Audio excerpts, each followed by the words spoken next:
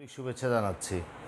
আমাদের আজকের আলোচনার বিষয় হচ্ছে নবম দশম শ্রেণী বাংলা দ্বিতীয় পত্রের দ্বিতীয় অধ্যায়ের দ্বিতীয় পরিচ্ছেদ ধ্বনির পরিবর্তন। তো ধ্বনির পরিবর্তন এই কথাটা কি? তোমরা প্রত্যেকে জানো ধ্বনি হচ্ছে ভাষার ক্ষুদ্রতম একক। প্রত্যেক ভাষারই চারটি মৌলিক অংশ থাকে: ধ্বনি, শব্দ, বাক্য এবং অর্থ। এই ধ্বনির সাংকেতিক চিহ্নকে আমরা বর্ণ বলি।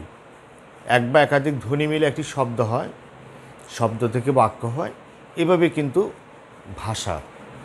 তো ভাষার এই ক্ষুদ্রতম একক, এই এই ক্ষুদ্রতম এককটি পরিবর্তনের সাথে সাথে ভাষারও কিন্তু পরিবর্তন ঘটে।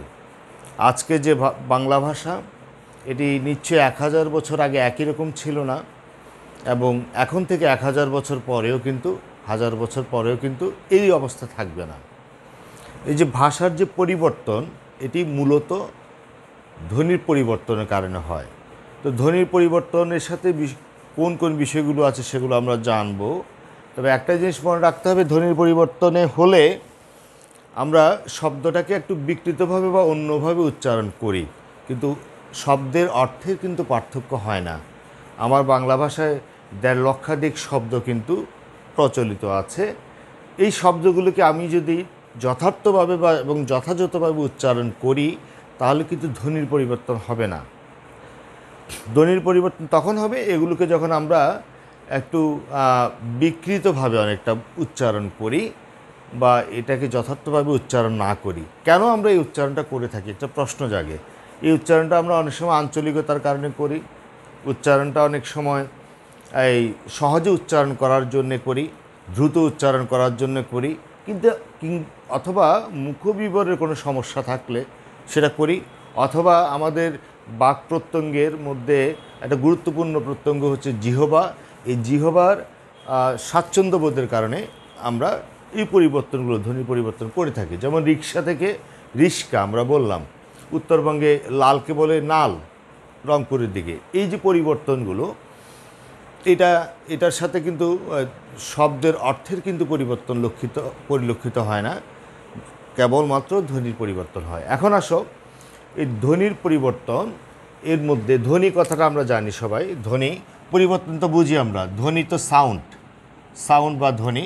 এই ধ্বনিটা তো দুই ধরনের, একটি হচ্ছে তোমার স্বরধ্বনি, স্বর, আরেকটা হচ্ছে ব্যঞ্জন, একটা হচ্ছে ব্যঞ্জন ধ্বনি। স্বরধ্বনি এবং ব্যঞ্জন ধ্বনি। স্বরধ্বনি আমরা চিনি, ব্যঞ্জন ধ্বনিও চিনি। স্বরধ্বনি হচ্ছে যে ধ্বনি নিজে অন্যের সাহায্য ছাড়া নিজে নিজে উচ্চারিত হতে পারে। তো আমাদের এই অধ্যায়ে ধ্বনির পরিবর্তন যেসব প্রক্রিয়ায় হয়ে থাকে, তা আমরা দেখব যে মূলত এই স্বরধ্বনি এবং ব্যঞ্জন ধ্বনির এই দুটোর প্রভাব আছে এখানে। ধ্বনিগুলো এই লক্ষ্য করব, কোনো ধ্বনি আসবে, শব্দের মধ্যে নতুন করে আসবে, আগমন ঘটবে, তারপরে তোমার হবে লোপ পাবে, একটা ধ্বনি লোপ পেয়ে যাবে, একটা ধ্বনির প্রভাবে আরেকটা ধ্বনি প্রভাবিত হবে। প্রভাবিত বা সঙ্গতি, এই জিনিসটা, প্রভাবিত বা সঙ্গতি, এই তিন ধরনের কাজটা হবে। কোনো ধ্বনির আগমন ঘটবে, কোনো ধ্বনির লোপ হবে শব্দ থেকে, বা একটা ধ্বনির প্রভাবে আরেকটা ধ্বনি প্রভাবিত হবে বা সঙ্গতিপূর্ণ হবে। এই তিন ধরনের পরিবর্তন মূলত আমরা লক্ষ্য করব। স্বরধ্বনির বেলায়ও সেগুলো দেখব, ব্যঞ্জনধ্বনির বেলায়ও এগুলো দেখব। এবং আরেকটা জিনিস, প্রভাবিত বা সঙ্গতি হওয়ার ক্ষেত্রে আমরা দেখব, স্বরধ্বনি যদি হয়, একটা স্বরধ্বনি আরেকটা স্বরধ্বনিকে প্রভাবিত করবে, স্বরধ্বনি কিন্তু ব্যঞ্জনধ্বনিকে প্রভাবিত করবে না। আবার একইভাবে ব্যঞ্জনধ্বনিও কিন্তু ব্যঞ্জনধ্বনিকে প্রভাবিত করবে বা পরিবর্তন করবে বা সঙ্গতিপূর্ণ হবে, কিন্তু ব্যঞ্জনধ্বনি কোনো স্বরধ্বনিকে প্রভাবিত করবে না। তো চলো আমরা প্রথমে আসি, আমরা আজকে আলোচনাটা আমরা স্বরধ্বনির সাথে রিলেটেড যেই ধ্বনির পরিবর্তনের বিষয়গুলো আছে সেগুলো আমরা আলোচনা করব।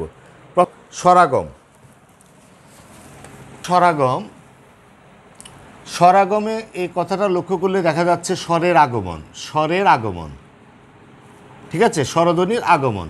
তো স্বরধ্বনির আগমন কোথায় হতে পারে? একটা শব্দ আমি যদি বলি, যে কোনো একটা শব্দ উচ্চারণ করলাম বা বললাম, এই শব্দের একেবারে শুরুতে আসতে পারে, শেষে আসতে পারে, কিংবা মাঝে আসতে পারে। তো শুরুতে আসলে সেটাকে আমরা কি বলি? আদি স্বরাগম। শুরুতে আসলে আমরা কি বলি? আদি স্বরাগম। আদি স্বরাগম, আদি স্বরাগম। আচ্ছা, আদি স্বরাগমটা কি? শেষে আসলে আমরা বলি সেটাকে অন্তঃস্বরাগম। বানানটা খেয়াল করো, অন্তঃস্বরাগম। এবং মাঝে আসলে সেটাকে আমরা বলি মধ্য স্বরাগম। এই স্বরাগম 3 ধরনের। আচ্ছা, আদি স্বরাগমটা কি? আদি স্বরাগম হচ্ছে শব্দের শুরুতে যদি আমরা কোনো স্বরধ্বনি উচ্চারণ করি, যেমন ধরো স্কুল, আমি বললাম স্কুল, স্কুল, এটাকে সহজ করে আমরা বলি স্কুল। এই শুরুতে একটা স্বরধ্বনি রস্যি আসলো, ঠিক আছে? স্টেশন, স্টেশন, স্টেশন থেকে স্টেশন, স্টেশন, ঠিক আছে? বা স্পর্ধা, স্পর্ধা, আস্পর্ধা, ঠিক আছে? আস্তাবল, আস্তাবল, ঘোড়া রাখার স্থানটা আস্তাবল বলছি, স্তাবল থেকে আস্তাবল, আস্তাবল। স্টেবল, স্টেবলকে আমরা লিখি এভাবে। তাহলে প্রত্যেকটা জায়গাতে আমরা দেখলাম যে ধ্বনির পরিবর্তন, প্রত্যেকটা জায়গাতে শুরুতে স্বরধ্বনি এসেছে, শুরুতে স্বরধ্বনি এসেছে। তো সেটি হচ্ছে আদি স্বরাগম, স্বরধ্বনির আগমন এবং সেটি শব্দের শুরুতে। এবং এখানে আরেকটা জিনিস লক্ষ্য করার আছে, প্রত্যেকটা যুক্ত বর্ণ, তোমরা খেয়াল করে থাকো, প্রত্যেকটা যুক্ত বর্ণ, প্রত্যেকটা যুক্ত ব্যঞ্জন আছে, যুক্ত ব্যঞ্জন আছে।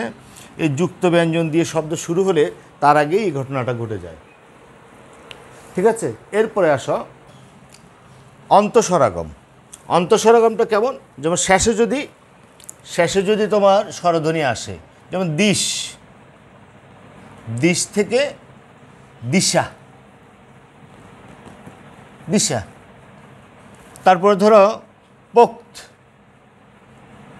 পোক থেকে পোক্ত, পোক্ত। এখানে পোক্ত, ক ত অ, ঠিক আছে? বা অ, শেষের স্বরধ্বনিটা আসছে। বেঞ্চ থেকে বেঞ্চি, বেঞ্চ, বেঞ্চ থেকে বেঞ্চি।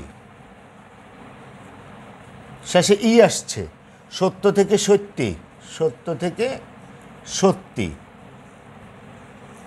প্রত্যেকটা জায়গাতে তোমার স্বরধ্বনি, একটা অতিরিক্ত স্বরধ্বনি আসছে, অ আসছে, ই আসছে, ই আসছে, ঠিক আছে? অন্তঃস্বরাগম শেষে যদি আসে। এরপরে দেখো মধ্য স্বরাগম। তো মধ্য স্বরাগমটা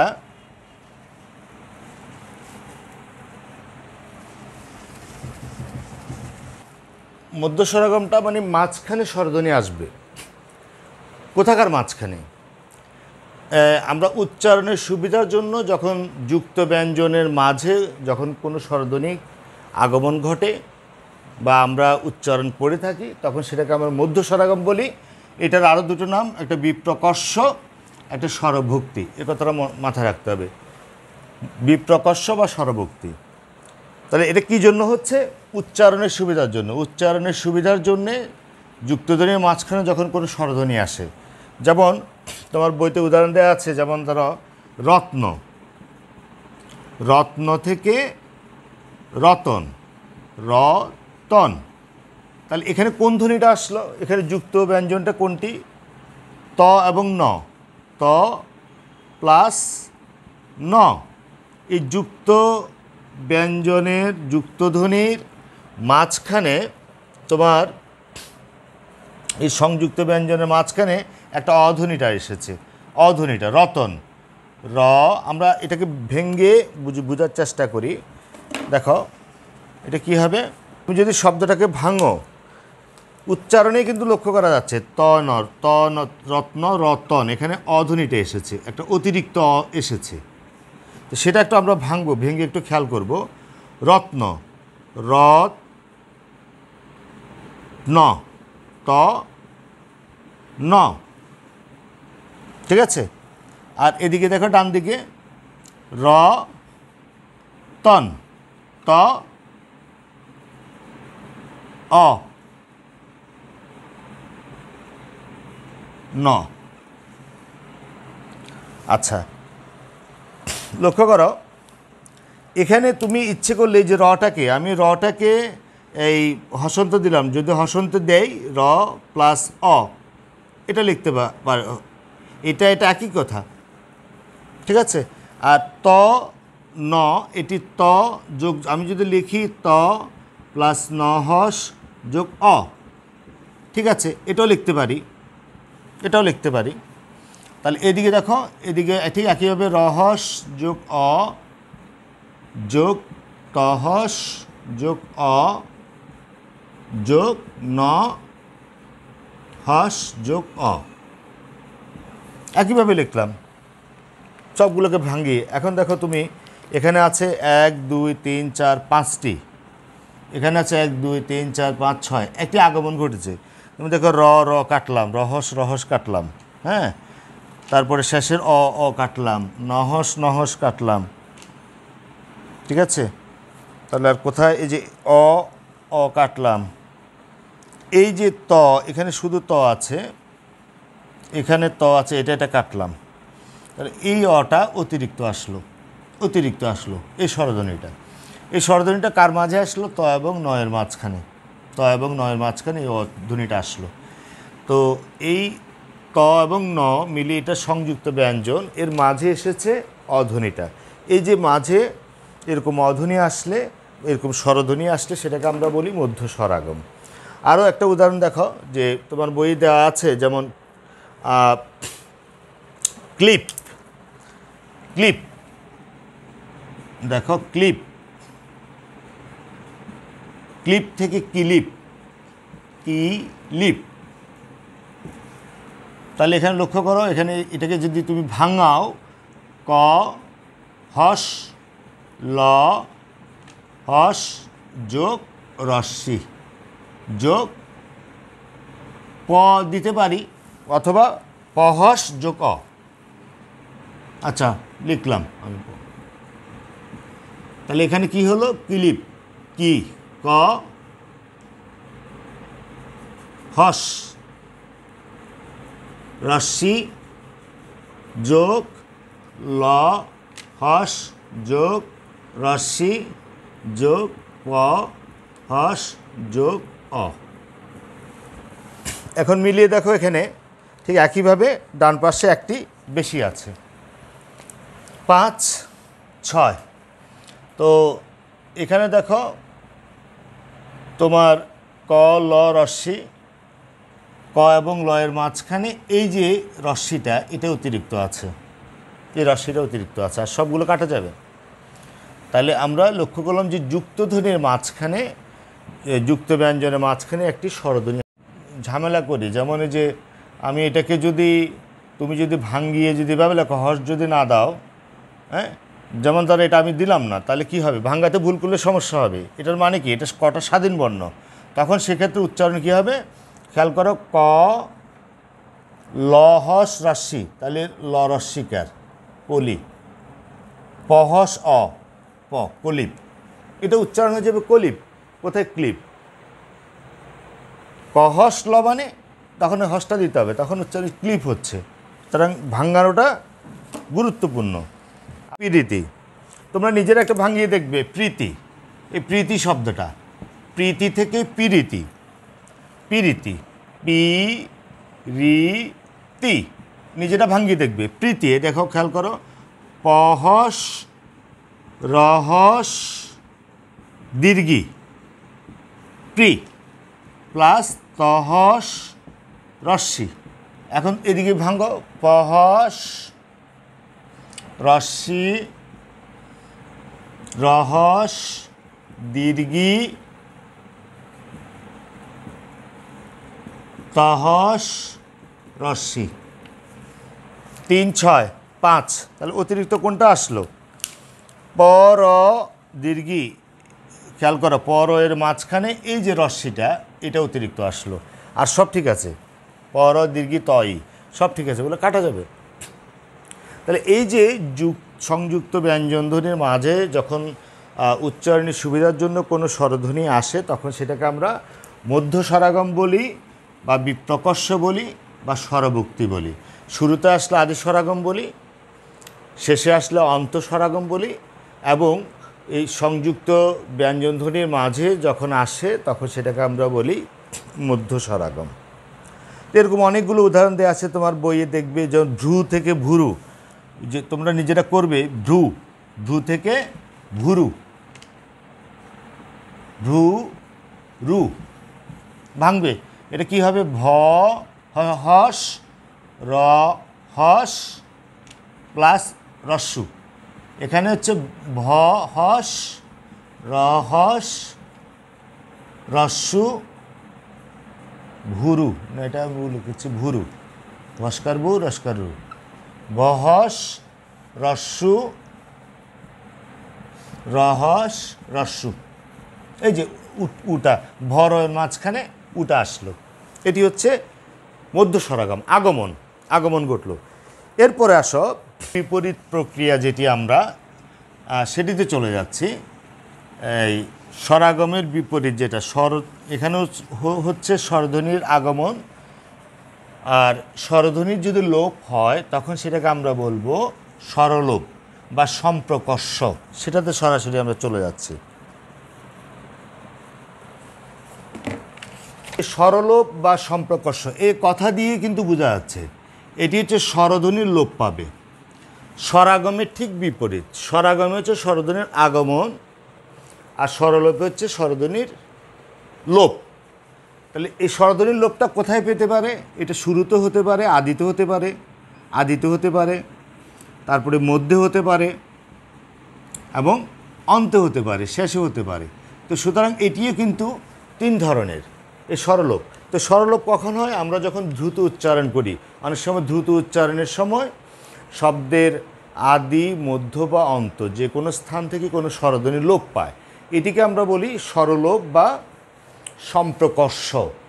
ওই যে আরেকটা বিপ্রকর্ষ পড়েছিলাম, সেটি হচ্ছে তোমার ওই যে মধ্য স্বরাগম। এই নামগুলো একটু খেয়াল করতে হবে।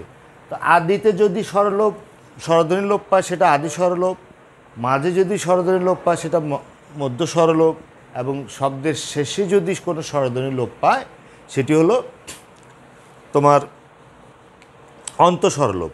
যেমন মধ্য স্বরলোপ, যেমন আমি বললাম জানালা, জানালা থেকে জানালা, জানালা থেকে বললাম জানলা, জানলা। তাহলে এখানে তো শব্দটা বিশ্লেষণ করার প্রয়োজন হচ্ছে না, দেখে বোঝা যাচ্ছে মাঝখান থেকে যে আ ধ্বনিটি লুপ্ত হয়েছে। ঠিক আছে? বসতি, বসতি থেকে বসতি, বসতি, বসতি থেকে বসতি, মাঝখান থেকে অধ্বনিটা, এখানে অধ্বনিটা লুপ্ত হয়েছে, অধ্বনিটা লুপ্ত হয়েছে। ঠিক আছে? তো এই ধরো এই তো সুবর্ণ, সুবর্ণ থেকে স্বর্ণ, এটা একটু খেয়াল করো, সুবর্ণ, সুবর্ণ,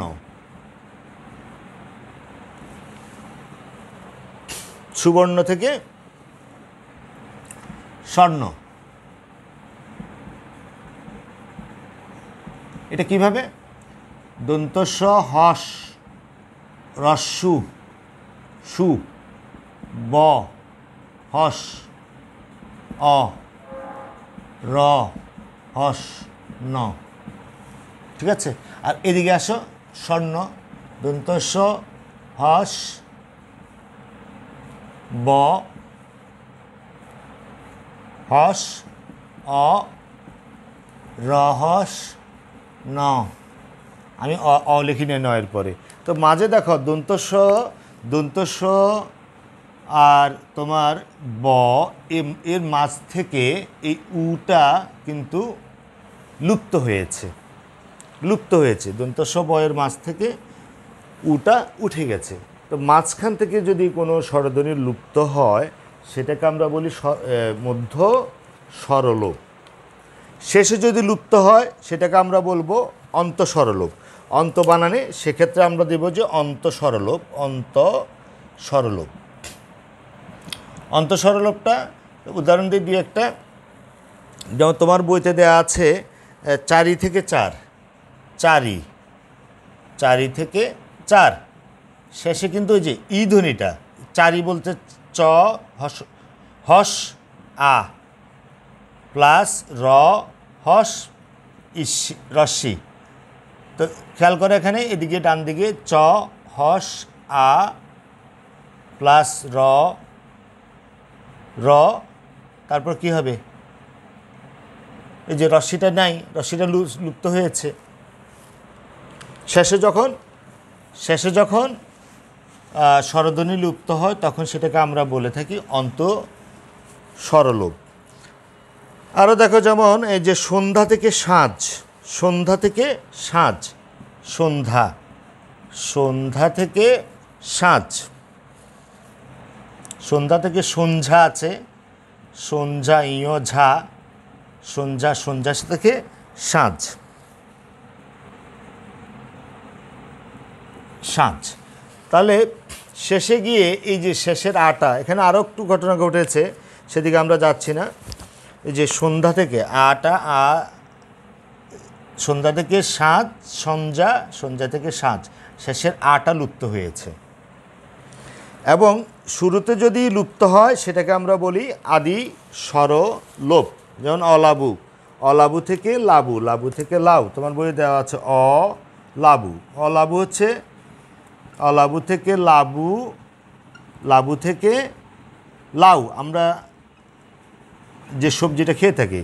তাহলে দেখো শুরুতে অটা লুপ্ত হয়েছে, অটা লুপ্ত হয়েছে, লাউ, অটা লুপ্ত হয়েছে। এখানে একটু পরিবর্তন হয়েছে, সেটা আমরা এখানে ধর্তব্য না। তারপর আরেকটা উদাহরণ দেওয়া আছে, দেখো, যেমন অ্যাডন্ড থেকে রেডি, অ্যাডন্ড থেকে, অ্যাডন্ড থেকে রেডি, রেডি। এই যে একটা একদম ভেড়ান্ডা গাছটা, অ্যাডন্ড থেকে রেডি, এটা লুপ্ত হয়েছে। তাহলে আমরা স্বরলোপটা কি বুঝলাম? স্বরলোপ হচ্ছে উচ্চারণে, দ্রুত উচ্চারণের সময় আমরা যখন শব্দের মাঝে, শব্দের শুরুতে কিংবা শব্দের শেষে স্বরধ্বনি উচ্চারণ না করি, এটা উচ্চারণের সাথে সাথে এটা যখন লুপ্ত হয় বা বাদ যায়, তখন সেটাকে আমরা সম্প্রকর্ষ বা স্বরলোপ বলে থাকি। এটা 3 ধরনের: আদি স্বরলোপ, মধ্য স্বরলোপ এবং অন্ত স্বরলোপ।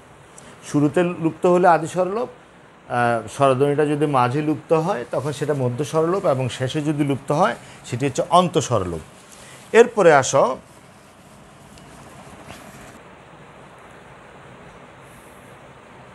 অপিনিহিতি। অপিনিহিতি, অপিনিহিতিটা কি? তোমার বই লেখা আছে পরের ইকার আগে উচ্চারিত হলে। দুটো কথা, একটা হচ্ছে পরের ইকার, পরের ইকার, পরের ইকার আগে উচ্চারিত হলে, আগে উচ্চারিত হলে, কিংবা যুক্তধ্বনির আগে ইকার বা উকার আসলে, যুক্তধ্বনির আগে ইকার বা উকার আসলে সেটাকে আমরা বলি অপিনিহিতি। তাহলে আবার বলছি আমি, পরের ইকার আগে উচ্চারিত হলে কিংবা সংযুক্ত ধ্বনির আগে তোমার ইকার বা উকার আসলে সেটাকে আমরা অপিনিহিতি বলি। যেমন দেখো, আজি, আজি থেকে আইজ, আমি বললাম যে আজি, আজি থেকে আইজ। তাহলে কিভাবে এখানে পরের ইকারটা আগে আসলো? তুমি দেখো, এটাকে বিশ্লেষণ করে দেখো। আজি, আ প্লাস বর্গীয় জ হস প্লাস রস্যি, এখানে কি হলো? আ প্লাস রস্যি প্লাস বর্গীয় জ, ঠিক আছে? বর্গীয় জর পরেও আছে পরের ইকারটা। তাহলে এই যে ইকারটা ছিল পরে, বর্গীয় জর পরে, সেটা আগে চলে এসেছে, পরের ইকার আগে আসলো। তো পরের ইকার যখন আগে আসে কিংবা সংযুক্ত ধ্বনির আগে যখন ইকার বা উকার আসবে তখন সেটাকে আমরা বলি অপিনিহিতি। যা আরও দু একটা উদাহরণ একটু খেয়াল করো, তোমার বইয়ে দেয়া আছে এগুলো। যেমন সাধু থেকে সাউদ, রাখিয়া থেকে রাইখ্যা, সাধু থেকে সাউদ। এখানে পরের উকারটা আগে এসেছে, সাউদ। ধ হস যোগ রস্যু, এখানে হয়েছে রস্যু প্লাস ধ। তাহলে এই যে উকারটা পরে ছিল এটা এসেছে আগে, ঠিক আছে। তারপরে দেখো তোমার বাক্য থেকে বাক্য বা সত্য থেকে সত্য, সত্য থেকে সত্য, সত্য। এখানে দেখো যুক্তধ্বনির আগে, এই যুক্তধ্বনির আগে ইকার ই এসেছে। বাক্য থেকে বাক্য, একই কথা, বাক্য থেকে বাক্য। এখানেও কি হলো, যুক্তধ্বনির আগে ই এসেছে। তো পরের ইকার বা উকার আগে আসলে কিংবা সংযুক্ত ধ্বনির আগে ইকার বা উকার আসলে সেটাকে আমরা বলি অপিনিহিতি। এরপর আসো অসমীকরণ। অসমীকরণ, যেটা সমীকরণ নয়, ডিসিমিলেশন। সমীকরণ আমরা জানি যে বাম দিক আর ডান দিক সমান, হ্যাঁ, যেমন x প্লাস ওয়াই সমান, আমি বললাম যে 15, এটা একটা সমীকরণ, ঠিক আছে। তো বাম পক্ষ ডান পক্ষ সমান হবে। তো এটি কি, এটি আমার ওই যে অসমীকরণ মনে রাখার জন্য, যে যেটা সমীকরণ নয়, যে একই স্বরের পুনরাবৃত্তি দূর করার জন্যে, যেমন আমি বললাম ধপ যোগ ধপ, সেখানে হওয়ার কথা ছিল ধপ ধপ, এটা ধপ ধপ হওয়ার কথা ছিল, হয়ে গেল ধপাধপ, ধপাধপ হয়ে গেল। তাহলে এই যে এখানে কি ঘটলো, এখানে ঘটলো তোমার এই একটা মাঝে একটা স্বরধ্বনি আসলো, মাঝে একটা স্বরধ্বনি আসলো। তাহলে এটা কি স্বরাগম, মধ্য স্বরাগম? আমি মধ্য স্বরাগমে কী পড়েছিলাম? মধ্য স্বরাগমে পড়েছিলাম সংযুক্ত ব্যঞ্জনের মাঝে যখন কোনো স্বরধ্বনি আসে সেটি মধ্য স্বরাগম। কিন্তু এটা অন্য উদ্দেশ্যে, একই স্বরের পুনরাবৃত্তি দূর করার জন্যে, একই স্বরের পুনরাবৃত্তি দূর করার জন্য শব্দের মাঝে যখন কোনো স্বরধ্বনি আসে তখন সেটাকে আমি অসমীকরণ বলছি, এটাকে আমি মধ্য স্বরাগম বলছি না, ঠিক আছে। তো সমীকরণ হলে ডান দিক বাম দিক সমান হতো, এই যেটা সমীকরণ নয়, এখানে একটা বেশি আছে, অসমীকরণ। তুমি যুক্তি দিয়ে মনে রাখবে, টপ টপ টপা টপ, গপ গপ গপা গপ, গপ গপ গপা গপ, গপা গপ, ঠিক আছে। তাহলে কী হলো, একই স্বরের পুনরাবৃত্তি দূর করার জন্য শব্দের মাঝে যখন কোনো স্বরধ্বনি আসে তখন সেটাকে আমরা বলছি অসমীকরণ। তো আজকে আমরা তাহলে শুরুতে কথা বললাম স্বরাগম নিয়ে। স্বরাগম 3 ধরনের, স্বরধ্বনির আগমন, আদি স্বরাগম, মধ্য স্বরাগম, অন্ত স্বরাগম। তারপরে কথা বলেছি স্বরলোপ নিয়ে, স্বরাগমের বিপরীত প্রক্রিয়া, এটিও কিন্তু 3 প্রকার, আদি, মধ্য এবং অন্ত। তারপরে কথা বললাম আমরা অপিনিহিতি, যে পরের ইকার আগে উচ্চারিত হলে কিংবা যুক্তধ্বনির আগে ইকার বা উকার আসলে সেটাকে আমরা অপিনিহিতি বলি।